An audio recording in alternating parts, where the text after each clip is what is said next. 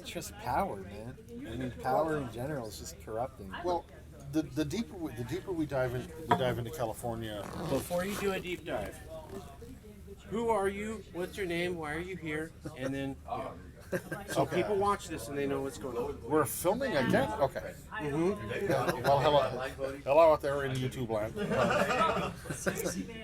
My name is Hal Lohr, and I am the chairman of the board of Independent California.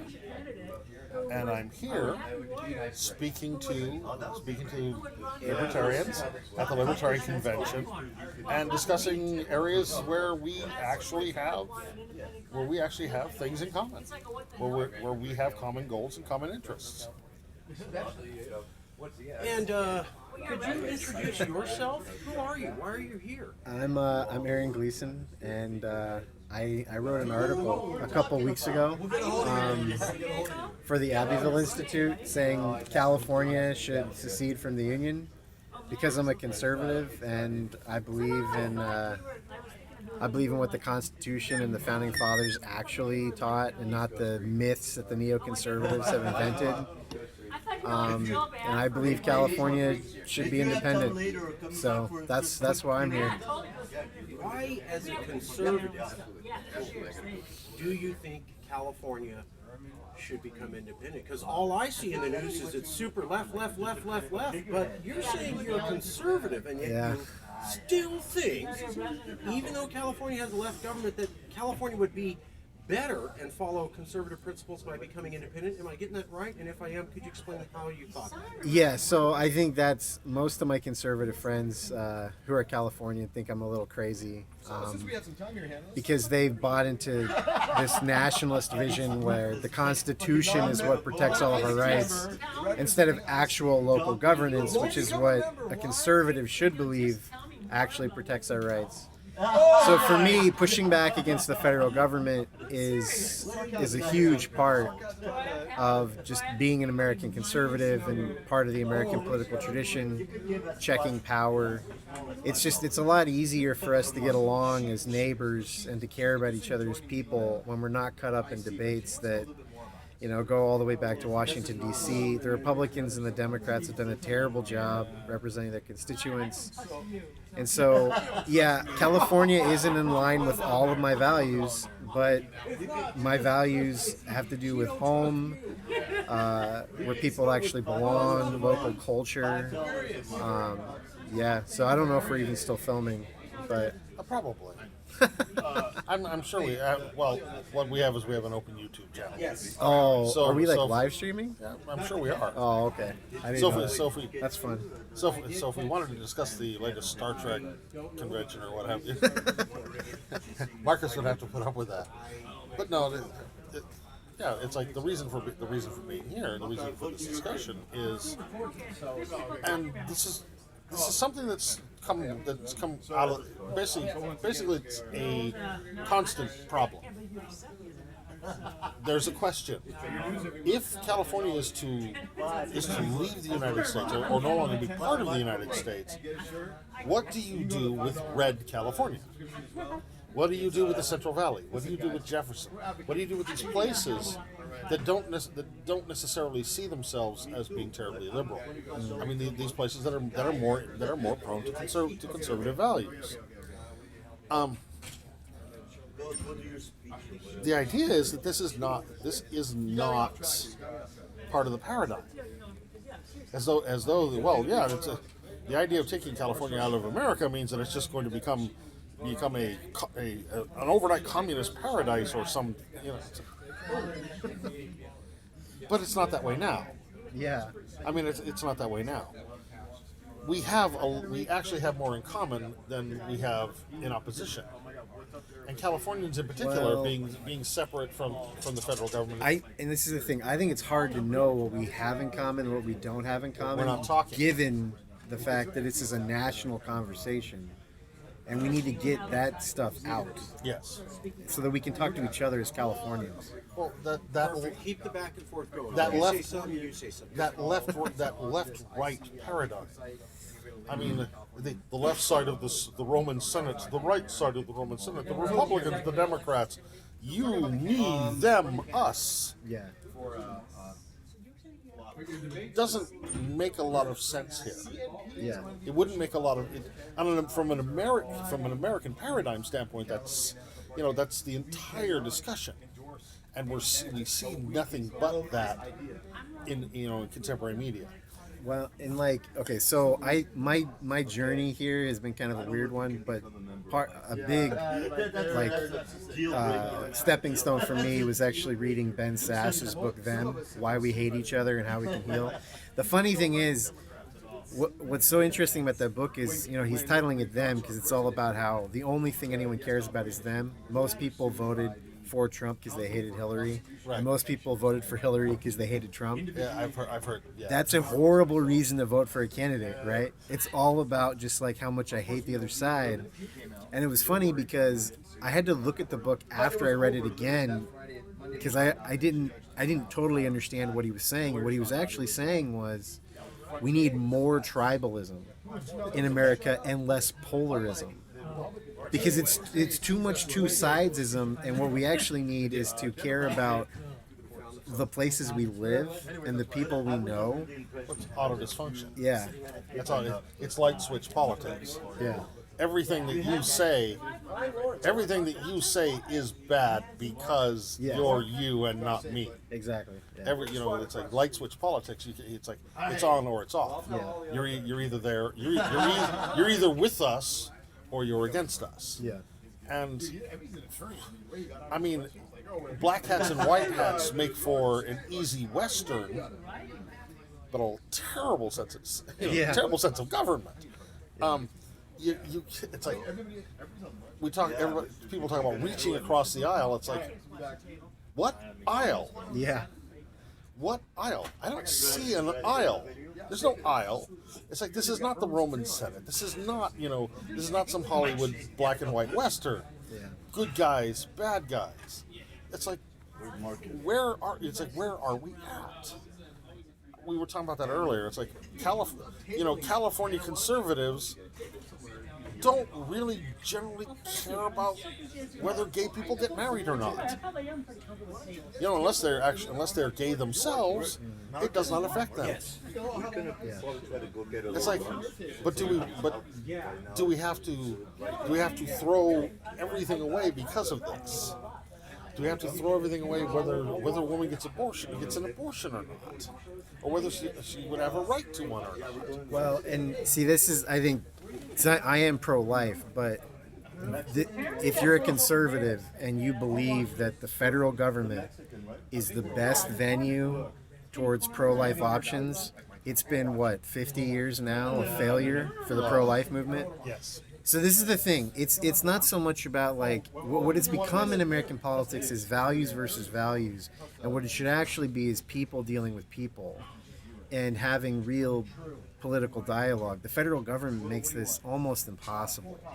That's why I care so much about this. That's the discussion point that nobody has. And I don't know if I want to rip that lid off, but it's there's the whole notion that goes, what exactly is it that the federal government ever gets done? Mm-hmm. Yeah. Whether it's the Equal Rights Amendment, Besides fighting wars for Israel. yeah, or oil, Yeah, or anything. or oil, Yeah. or something. Yeah, that's the only thing they're ever able to actually agree on and get everybody moving on is the decision to bomb somebody. Yeah. It's like whatever gets done, whether you agree or disagree or what have you, we're still having the same arguments. Yeah. Pro-life, pro-choice, gun control, no gun control. Should we be doing Should we be doing this? Should we be doing that? Yes. No. What? We're talking about independent California. When does Now, it? The audio. When are they getting it done? They're not getting anything done. Nothing. 50 years. 50 years of let's just rip the conversation open again. LGBT rights. Nothing ever gets settled. Okay. It's always one election cycle away from going the other way again. Well, Well, let me ask you. We got another person here in the Libertarian Convention. Oh, and thank you God. have a question, sir? How are you? Do you? I'm Hal. Hey, I'm Josh. Pleasure to meet you. Josh, Also. pleasure. Hey, Aaron. Hey, Aaron. I'm Josh. Oh, sorry, I didn't shake your hand as well. Marcus. Hi, Marcus. I'm We've Josh. been, we've Nice been to boring meet this you. lady for the last I five- know. five No, minutes. Jill's awesome. What? I Awesome. was just taking a little break. Thank you. Well, we could ask everybody. Do you think California would be better if we did not have to deal with federal regulation? Yes. Why do you think that? No, I think that people are capable of accomplishing the market needs themselves without being forced or coerced. We don't need a government, a continent away that doesn't really understand us, telling us what to do every step of the way. No. That's not productive and good for California. No, it's not good for California. I mean, to have a government that's overimposing on a group of people, I think is it's not justified. It's not legitimate, and their claims are they're frankly coercive, and they're threatening. So yeah, I think it's bad. What about the fact that California is a donor state? A donor state for taxes or what? Yeah, meaning that we pay federal income taxes, That's right. and we pay about some years $30 billion, some years $120 billion Yeah. that we get nothing for, and it goes to 25 states to help fund them to have schools and roads Yeah. when we already have the worst schools and roads in all of America. Is it fair for you to have your money taken away from you to pay for other people and you get nothing for that service at all? No, it's not fair. No, not at all. Are you happy that's gone on for 3 decades? No, not at all. Do you think other libertarians would think that's a horrible idea? I think that other libertarians would agree. You like to Thus you we're can take a here. stab? Yeah. What? These are the Thus, we're here talking. Oh, okay. What about what? Well, that's About that, we all agree. yeah. Oh, we all- okay. Yeah. we all- That's right. Yeah, That's one of those, as odd as it sounds, we don't disagree. That's right. We're not in disagreement on these points. It's like basically the California independence movement is the biggest lift in history of getting rid of big government. I mean, you can't get rid of big government any bigger than that. Yeah, that's right. Returning control to the local. Again, it's it's like the independence movement and the libertarian cross again. Sure. And when it comes to like things like individual rights, it's like these things. It's like we were talking a little earlier. It's like personal rights, whether it's LGBT, whether it's the LGBT community or what have you, are it's almost settled here. Nobody in California is going after anyone's rights. Yeah. It's like, what's that? Oh, people going after somebody's rights? Well, they're not trying. We're not trying to take away the voting rights from anybody. We're not trying to basically make it so that people in the LGBTQ community can't get married. We're not trying to take away the rights of women to seek the same paycheck as men doing the same job. These things, they're not even on the California radar. Generally speaking, they're not. I mean, it's like most people left, right, or center in California would consider deep diving into these issues, or like what a woman does with her body, to be not worth our time. What do you think? Do you agree? Well, I'm not really sure I'm following exactly where you're going with the argument there. We have some crossing on we have a lot of crossing on individual rights. Yeah, we do have a lot of invasion on individual rights. Yes, I agree. But there are some industries that are being attacked as well. I mean, Yes. the marijuana industry, for instance, being a boom currently in California, is actually being restricted by our government itself. So they're creating these monopolies, and they're starting to restrict the distribution, etc., throughout California. So I mean, I would say that those are group rights. We could No, you're say, right. I agree. So LGBT. I think that the entrepreneur is being attacked in California, and I think that the small business is being attacked in California, and I think we see this evidence everywhere throughout the state. I also see homeowners as being attacked in the state of California. Yeah, I do. But No, I was staying going in to ask for clarification. is staying in the Well, union. it wasn't a disagreement. It was a clarification. Oh yeah, yeah. I So, want to hear from you. Well, is staying in the union gonna make those issues better or worse? Like, would it be better for us to leave and deal with that stuff as Californians? Oh right, yeah. That's a great question. I mean, for some people, I think that is the best answer is to leave. But for others of us who do feel positively motivated to act and to actually start reading and writing and researching about these kind of things, I think it behooves us to stay and to be able to be the voice of reason within it. You know what I mean? But it's sort of like this kind of continuation that we see today of like the differences of religious groups of the past, and then now today we see the political views being now, and so I think we as libertarians are sort of the ministers or the people that need to stay and just preach to the truth, of what's going on and what needs to happen. Yes, sir. No, it was one of the things we were just discussing. I would agree with you in point that one of the there's a moment when somebody moves into the independence movement when they hit that wall that says it just doesn't appear that we can fix this anymore. We just really it's difficult to fix. I mean, from someone from where I'm sitting, and forgive me, it's an ageist argument. I will now sagely pundit. It goes. I've watched the gun debate go back and forth for 30, 40 years. I've watched the rights of the LGBT community go back and forth for 20 years.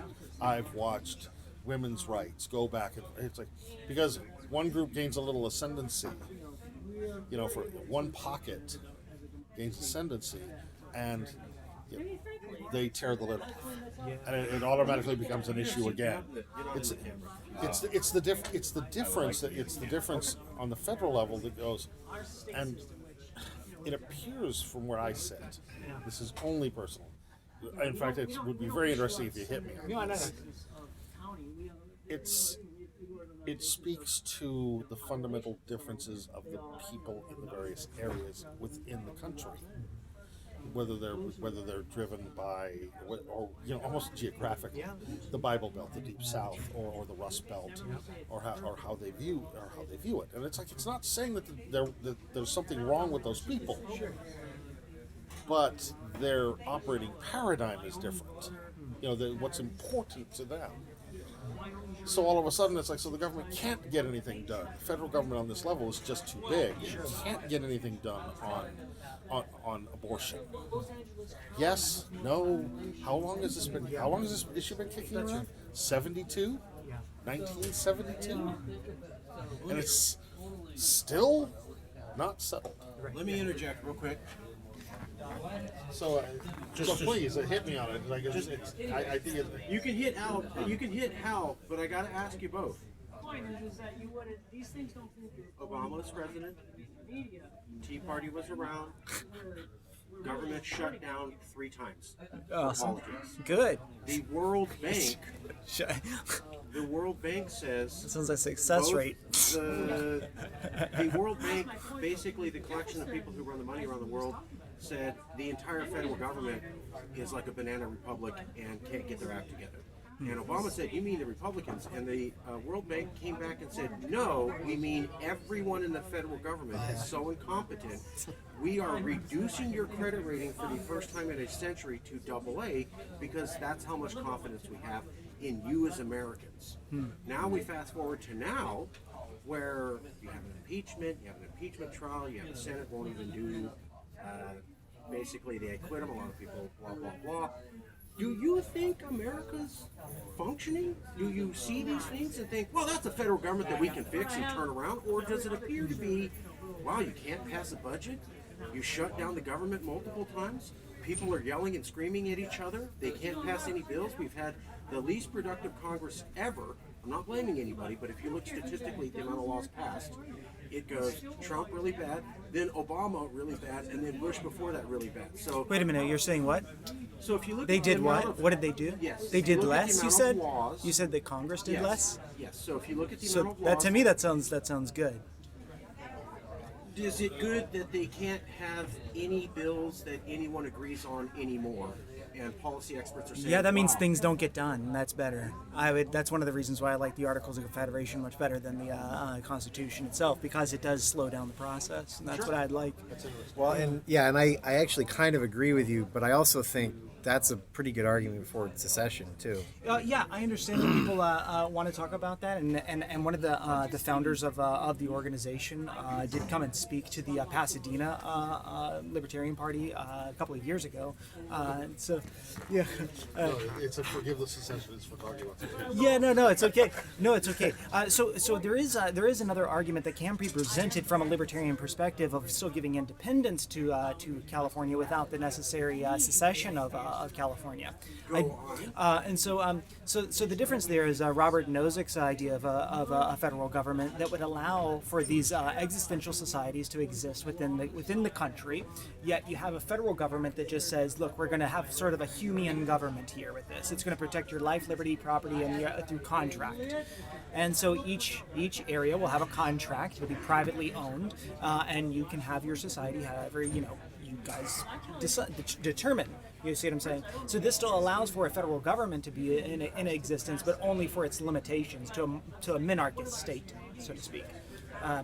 Yes, but I don't think there's anything wrong with seceding either. So I mean, if we start from that level and then work our way up, let Andrea speak as well. But I also don't see anything wrong with that. I think that Lincoln's enforcement of keeping the South within the United States of America was itself an act of enslaving the South. Because it is through coercion and through the bent will, because his whole objective was a unified country. But you're forcing that unification. If you have to do it through murder and through torture and through the loss of liberties such as habeas corpus, then I would say that you're no different than Stalin or whomever else, Hitler or whomever. I think it's yeah. Yeah, I mean, I think I echo Josh on all of those points, but I think one of the issues is you asked originally about whether them not doing many things in the government, right? The Congress and such not being able to pass laws or shutting down government. If you think the federal government fundamentally works well anymore. Well, I would say generally at this point, no, but I think that also has a lot just to do with the complication of government and the fact that we don't really have, at this point, a basis for any of these laws. Like, they're just like, oh, we're going to make these laws, and you ask them, well, why? They don't really have a particular reasoning behind it. There's no structure to that. And so now it just becomes so complex that even implementing one law, even if there is reasoning behind it, for example, or removing a law with reasoning behind it, is just so complicated because of the chain of government. It's very difficult to get this across. So I think that's my point there. And then, just one more thing. Something I want to ask you guys about that's my concern is I think succession is fine. That's totally okay. But then my concern as well is what happens now. I mean, we I think generally would agree that the California government is already pretty overbearing upon us in general. And so are they just going to become an equivalent of the federal government once we succeed? You're correct. One of the things that, and it's kind of, it's like, one of the things about talking is myth clearing. Trying to do some myth clearing. The Californians, from the Cal Exit movement that basically got started before the 2016 election and really started to gain some momentum afterwards. We're not looking at like unicorns and rainbows and and fantasy stuff here. There's no magic wand. There's no fairy godmother who's gonna go ping and we're gonna get it all. And it's gonna all be there. That's right. There are tremendously diverse communities and tremendously diverse ideas within California itself. Like I said, one of the criticisms at the time was, well, you're just looking to create this lefty thing, and it's like, well, no. In fact, we're here. we're here. We do have points where we cross. Californians do tend to look at politics differently. So not always well. We don't. It's like we don't do everything. We don't do everything well. That's like, as a Californian, I'm sure everybody agrees, left, right, or center. We don't get it right all the time by any standpoint. You're correct. The question comes in. It's like, but we cross on a lot more than we don't. We sometimes make the same mistakes that we shouldn't, but we cross in a lot more areas than we think. Fiscal responsibility within the state. Even Jerry Brown, who was by nobody's standards, a serious conservative, was deathly serious on making sure the budget was balanced, to the point where a lot of things he pissed off people on both sides when things didn't get done, because he goes, we can't pay for it. Yeah. We can't pay for it. Well, and that's one of the biggest things. So yeah, if we secede, then what happens for a more libertarian perspective on California? Because I think I consider myself a conservative with very libertarian-ish tendencies. So I agree with almost everything you guys said. And I think there's something to learn here from the libertarians and the Brexit movement, because it's like, well, part of Brexit would look very different than California secession would, in that a lot of Brexit had to do with controlling their own borders against immigration. California is very much the opposite on that. But even the libertarians there were like, look guys, if we can get rid of any layer of government, it's probably going to make it more manageable. The smaller you make it, the more, like, just think of, if we can get rid of, as Californians, if we can get rid of the Democrats and the Republican influence in this state completely, that means all the political money, that all goes away, and we can deal with each other as Californians. And so we have to have these fights with each other instead of this, like, there is this Rothbardian point about, like, as long as the federal government is doing nothing, then we kind of do get to live in an anarchist sort of society. But I think his point still stands. This government, the federal government, sucks. Like, no one seems to like it. If we can get away from it, maybe we can move towards some of these things. So. Sure, perhaps one point just of interjection is right now we are seeing not an influx of federal employees, we're seeing an influx of state employees, and right now also in the state university level, we're also seeing a number of administration jobs being added for every one professor, and so there is a lot of hazing back that we need to do here in the state as well, in order to maybe start seeing some progress. And also, I think seriously taking a look at our being a union state, so to speak, as in support of only having union jobs, things like that. I think that we need to get rid of that, at least start at the government level, getting rid of those union jobs in government. Okay. Yeah. No, as we were saying, it's like we're under no illusion. The California state government was set up sort of a hasty pudding kind of thing. It basically took the U.S. Constitution and the U.S. system, pared it down, and sort of dropped it in place. Well, this is the best you can have, so boom. The fact that it no more worked completely on the state level than it did on the federal level. As time's gone by, it's like both systems have shown the cracks. We would have to. It's like, yeah, but at this point, it's like a couple of things would happen, and I'll point. First off, if we focused on Sacramento, or we focused on our government, local government, as much as we're focusing on the federal, and we can't even get away from focusing on the federal. You turn on the television, the radio. Oh my God! If we focused on that as much as a lot of what goes on in Sacramento that people find odious or what have you would come to light a lot faster and easier. The other end of that is we can reach them. Yeah, we can reach them. They're 4 hours, 5 hours away by car. our local representatives. It's like whether they will return your phone calls or not is. But they have an office down the street from where you live. Yeah, that's right. That's right. We can reach our local officials, or we can reach our officials on that level. That's true. So, like I said before, it's like it's not a fantasy come true. It's not going to create a paradise. Yeah. It's like anybody who's trying to sell you that Yeah. is really trying to sell you something. That's true. But Thank you so much. no, I was like, thank you guys.